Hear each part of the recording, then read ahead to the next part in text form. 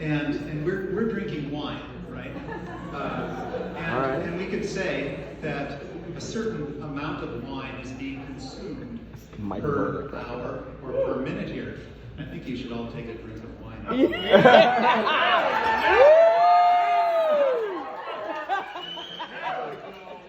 that just kind of sit on your tongue and feel the richness of this moment, because it is a profound, rich sensory experience.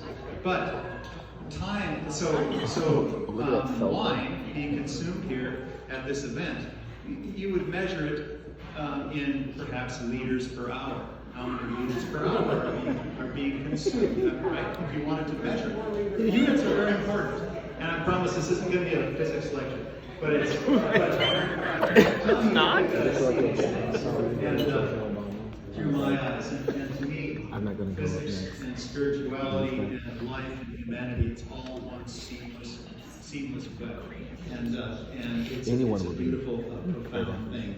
But so if you think about time, we talk about how time flows. Yeah, we are thinking about that. But when you ask yourself, how quickly does time flow? Well, you say, well, it flows at 1 minute per minute. And the units cancel out, and you're left with nothing. You're grasping at the air, wondering at what exactly time is.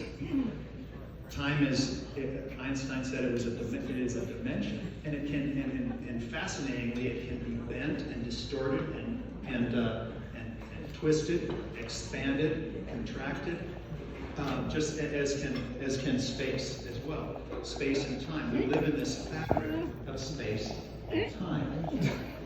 This is about Here we are at this event. Einstein would say this event is not occurring. It simply exists in space-time. So we are at a point that simply exists in space-time, and it's a singular, amazing point. So I'm going to get to some. I see things in analogy. A lot of analogies here, and I want to tell you about another analogy. It's a phenomenon, a construction called the light cone. And if you're measuring, hold on. Bear with me. I'm going to get this. It's relevant.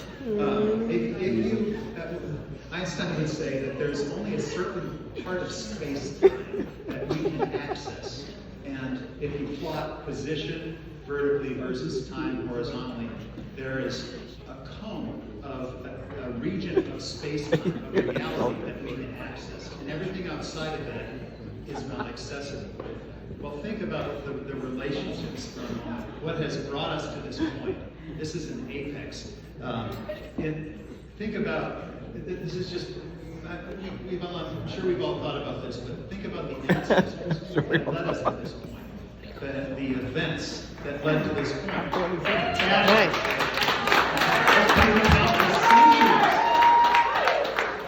If my great-grandfather, if his sister had not sold her cow, he would not have been able to make the passage to America using his brother's name in order to escape the Russian draft.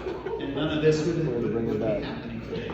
And interestingly, is when he did that, out of gratitude to his brother, he named his son Wayne. He named his son Richard Wayne, who named his son Gregory Wayne, and I named my first son Kieran Wayne. And so we have, in our families, we have this long tradition reaching back in time, and it's a beautiful thing. And if, for example, Grandma Nancy had not met Mike Rizzuto in 1945 and happened to wander into her office, we wouldn't be here today.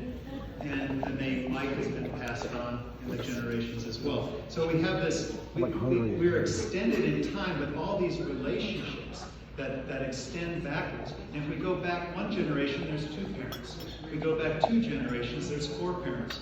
If we go back 3 generations, there's 8 parents. Go back 10 generations, and there's 1,024 parents. And those are all people. The events that in their lives, if they had been different, we wouldn't be here today. It's a spectacular, amazing amazing reality. We are connected with people, and those slavery. people in the past are like a cone extending 2 parents, 4 parents, 8 parents, 16 parents, back into antiquity, and we can't see very far. It's like looking over the curve of the earth.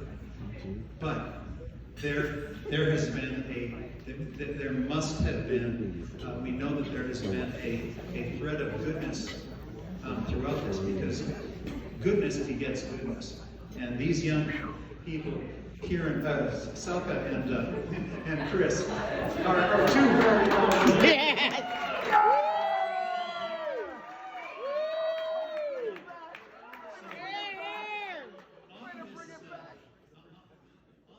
tapestry of space and time. All right. I have a daughter. Yes, we It is the most wonderful thing to have a daughter. It is inexpressibly wonderful. And I want to talk a little bit about my daughter. When she was born, she was born a bit earlier. She wasn't quite ready to come out. But she was a little bit small. But she was kind of angry that she had been taken out so early. But she would only sleep on my stomach, and I'd wrap a sheet over me and tuck it in, and I'd sleep in absolute ecstasy with this tiny, beautiful baby girl sleeping on my stomach. And as she grew, it only got better. When she was about 4 years old, she took to drawing, and I remember bringing her to preschool one day, and she grabbed a pencil. I said, "What are you doing?" And she said, "I have to draw." And she started drawing, and she drew fantastic animals, all sorts of creatures, people, giraffes, elephants, things I don't know what some of those were. They were beautiful, but a daughter is a mysterious as well as a wonderful and beautiful thing, and that certainly is my daughter. And as she drew, I remember when she drew these things, we noticed that there was a little handle of a zipper behind the neck of each of these creatures that she was drawing. So it became kind of clear that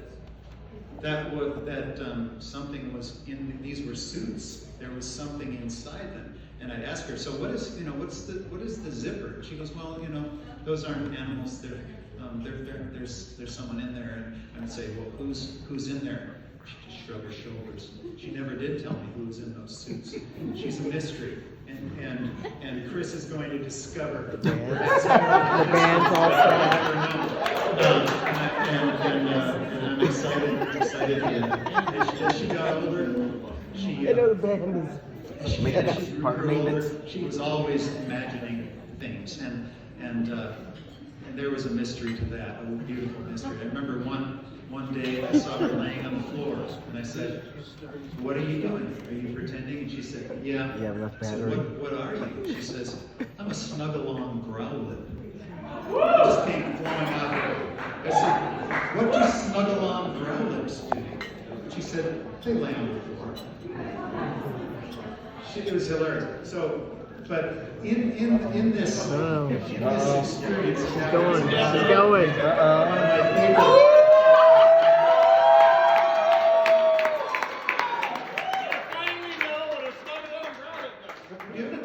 I'm just getting started.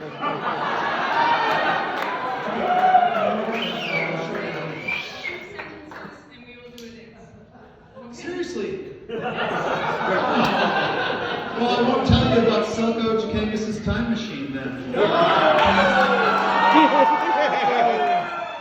This is real space and time right now.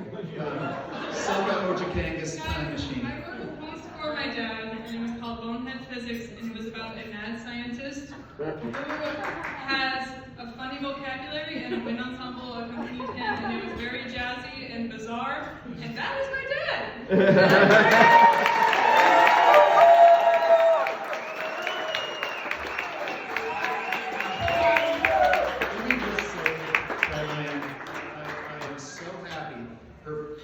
Her first boyfriend would only That's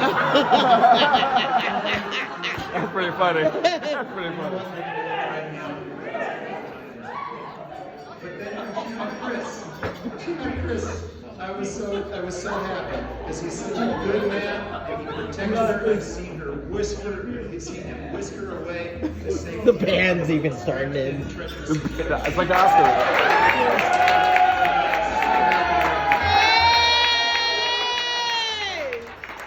This might be the best wedding I've ever been to.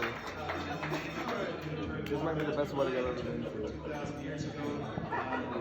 Blessings on Selka and Chris, and they're going to have a fantastic life, and they will, and when we will see a generation, there will be a new generation that to praise the Lord.